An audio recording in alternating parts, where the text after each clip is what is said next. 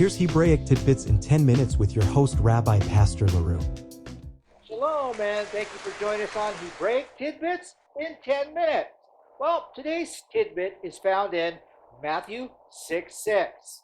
And within this chapter, Yeshua, or that is Jesus, is dealing with the right motives for prayer versus how the Jewish leadership flaunted their prideful, pious attitudes before men, which Yeshua Jesus pretty much declared was hypocritical, or more or less was just a phony act, or they were not keeping it real. Now, take in consideration here that prayer is not something that we are self-seeking for, or seeking for attention, or to make others think that we're holier than thou. Instead, Yeshua instructs us in a humble way how to approach God in prayer. He tells us that the proper way to approach God is what? Well, it's in secret. As Matthew 6:6 relates this to us by saying, but you, okay, when you pray, enter into your closet, and when you have shut the door, pray to your Father which is in secret, and your Father which is in secret shall reward you openly. Now, our program here begins with the translation of the original 1611 King James Version, which now brings us to an important question. And that is, did Yeshua Jesus actually use the word closet here, as we find in the English? Or was it something else? Now, keep in mind here that this is a totally Hebraic world we're dealing with.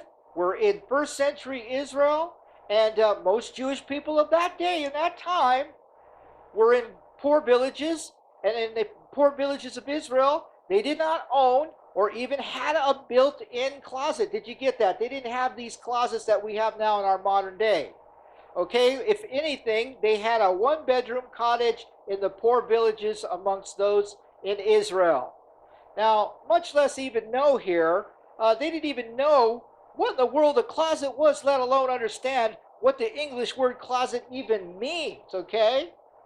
So here we need to realize that the closet idea didn't exist for them, or was it found in their culture? Did you get that? It didn't exist in the culture in first century Jerusalem, okay?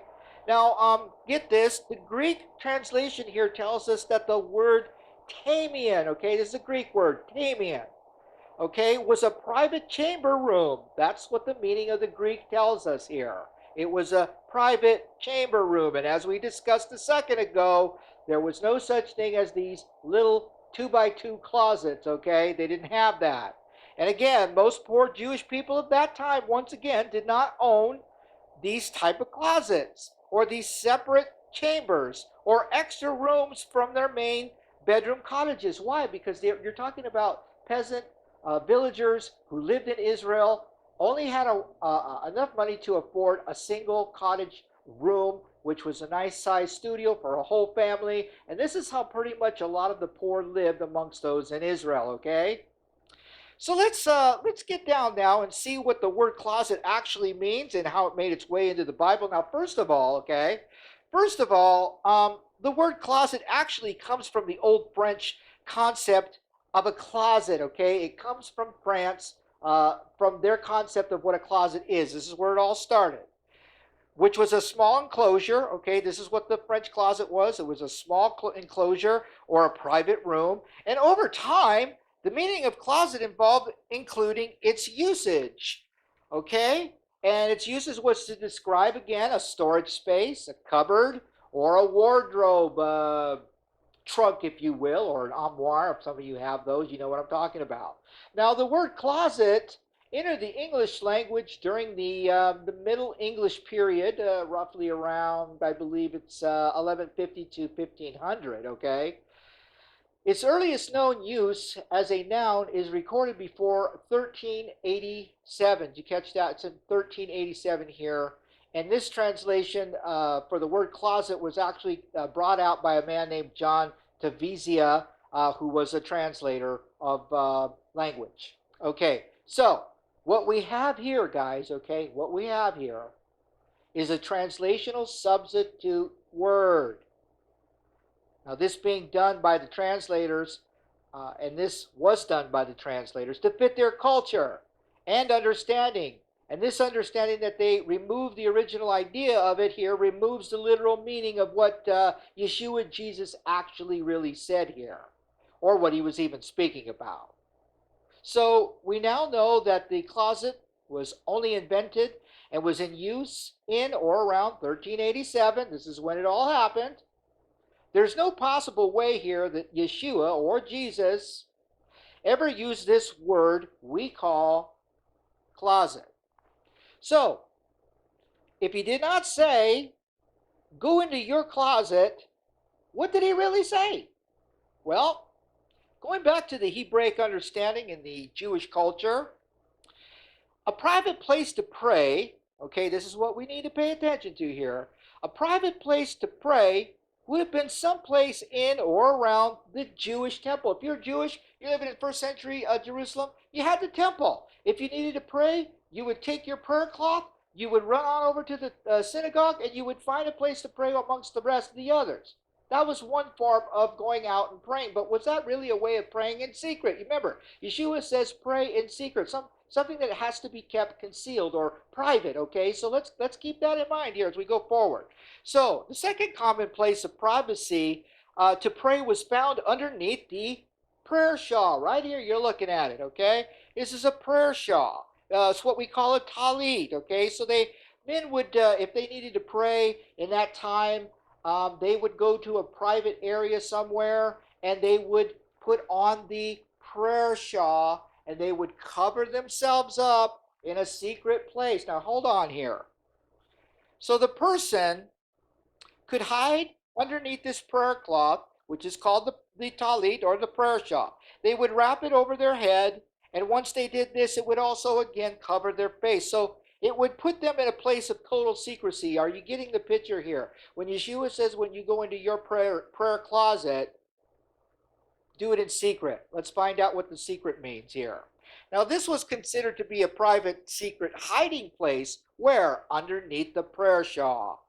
And this was a private place where only the prayer person and God alone would be seen. So according to Yeshua Jesus, and according to what he was talking about here, is that Jesus was instructing his disciples on how to pray. He was saying, when you go, and you go into prayer, cover yourself under your prayer shawl, which is the talit again, and get yourself in the secret place where underneath the prayer shawl.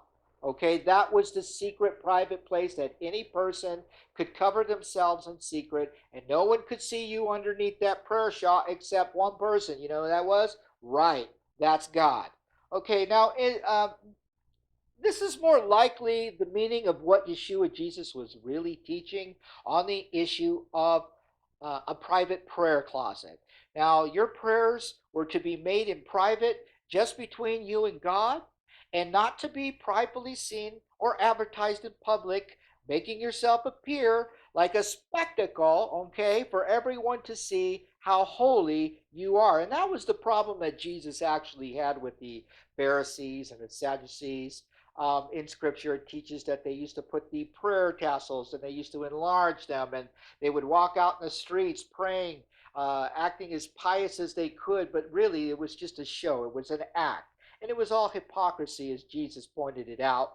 But he said, that's not the way to pray. If you're really interested in praying in secret, and if you're really interested in bringing your prayers privately before God, one way that the Jewish person handled it was using the prayer shawl, going somewhere, secluding himself under the prayer shawl, and praying to God in secret. This is what Jesus was teaching.